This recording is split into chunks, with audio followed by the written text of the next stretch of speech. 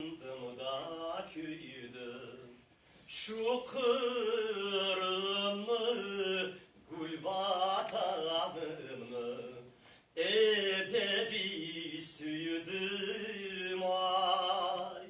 Ana cürtümü, os toprağımı anaday süydüm ay. Ah degende kalp karara kostor bana yalnız canım cahillerde pek horlanay garip de canım cahil